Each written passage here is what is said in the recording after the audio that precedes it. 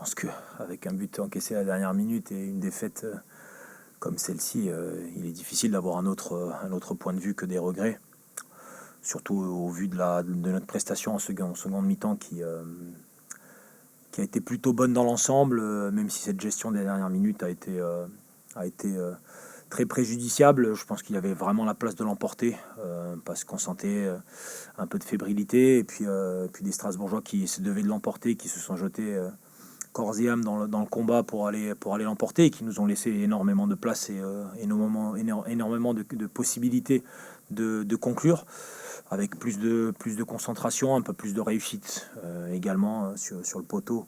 Notamment, nous aurions pu l'emporter, et je pense que nous aurions dû l'emporter, mais nous ne pouvons nous en prendre qu'à nous-mêmes et subir les dernières secondes, subir ces derniers corners. Bien forcément qu'à un moment donné ça peut passer, et donc on part d'ici avec une défaite, en n'ayant joué d'ailleurs qu'une mi-temps, puisque la première mi-temps nous n'étions pas arrivés au stade. Justement, est-ce qu'en plus de la déception, des regrets, est-ce qu'il n'y a pas un peu de colère par rapport à cette première mi-temps où vous avez finalement tout fait pour remettre Strasbourg en confiance? Oui, il y a beaucoup de colère. L'objectif était vraiment de démarrer sur les chapeaux de roue la première mi-temps, chose que nous n'avons jamais réussi à faire pratiquement à l'extérieur. Ça a été tout le contraire, on s'est laissé dominer, on a joué vers l'arrière, on a joué avec une équipe qui était en situation de surconfiance. Trop de passes dans nos propres 30 mètres, on a des grossières erreurs et des grossières pertes, notamment celle sur le but. Effectivement, on a beaucoup aidé les Strasbourgeois. On n'a pas joué comme un match comme on doit le jouer, comme un match d'un promu qui est à l'extérieur et qui ne doit pas faire d'erreur, ne pas donner de billes à l'adversaire. On a corrigé ça sur la deuxième mi-temps. Je pense que dans le jeu, on s'est montré à un moment donné meilleur que Strasbourg, après le but notamment, mais voilà, ils ont mis le cœur qu'il fallait. Nous n'avons pas répondu malgré la présence de pas mal d'expérience sur le terrain en fin de match. Voilà, c'est le foot. Aujourd'hui, on n'est pas vraiment payé sur ce que l'on produit, mais il faut garder la tête froide et se défaire de cette déception. Simplement, l'urgence d'une victoire commence à peser. Je parle dans sa globalité, c'est un peu le constat qu'on fait régulièrement. Ça vous inquiète quand même? Ça m'inquiète forcément. Je m'inquiète surtout du niveau technique que l'on montre parfois sur des moments de match où on enchaîne des pertes de balles, où les joueurs ne sont pas éveillés suffisamment pour faire les choses justes et jouer dans les zones justes. On doit corriger ça et livrer un match plein des samedis contre Nice.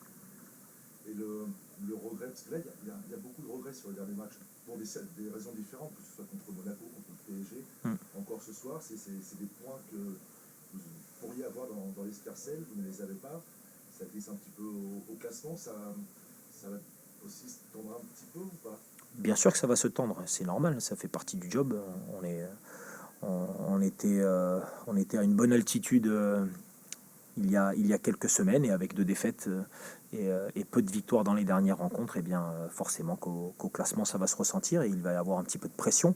Et ben c'est notre travail à tous de prendre cette pression, de travailler sereinement, de continuer à y croire, de maintenir de la confiance et d'être en capacité de prendre les points là avant la trêve, qui nous soulagerait beaucoup mais qui ne terminerait rien en soi.